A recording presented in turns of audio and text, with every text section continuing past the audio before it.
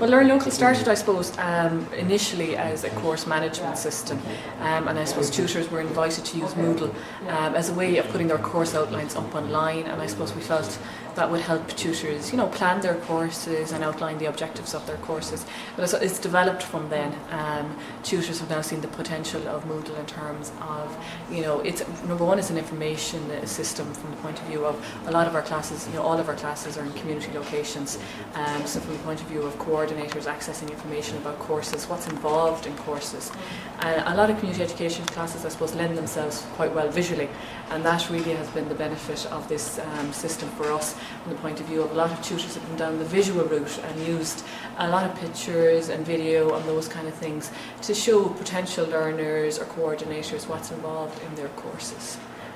This year, I suppose a lot of tutors then have thought about how you bring it that next step in terms of bringing it to your existing learners within the classroom, which is hard in outreach locations where, number one, you might have learners who have no IT skills or low levels of IT skills, or you mightn't have any access to technology. But I suppose the idea is to try and make technology and make the Learn Local website accessible to learners, make it fun and entertaining for them through the use of YouTube, through the use of real pictures taken from real learning locations, and putting up resources there that are actually relevant to existing learners. So that's where we're trying to develop it at the moment.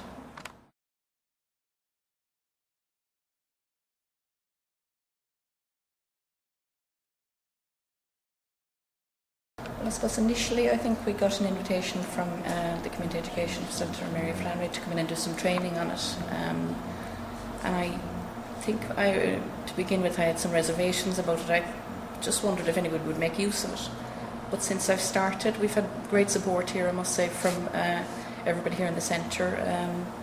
And since I started, I think it's even putting up course outlines has been good for me because it's made me start to think about something at a different level.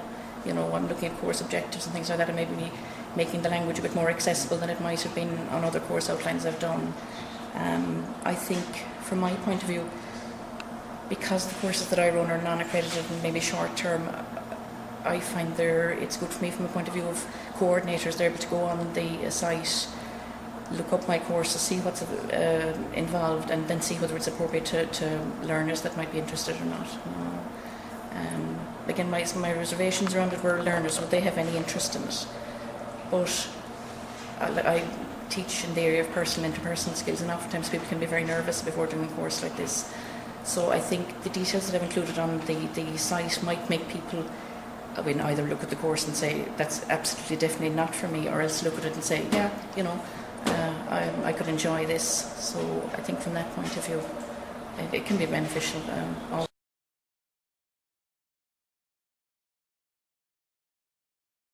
It is, because as I say, they're 6 to 8 weeks long, so you're sort of watching how much you have to cover in that. But I have tried it on a number of occasions, and I've actually brought some groups in from communities into the Self-Access Learning Centre, and we've looked at it amongst other areas. We've looked at that, and they have found maybe not even particularly interested in that area, but from even bringing them and involving them in the technology, a lot of them actually have gone off and done computer courses afterwards.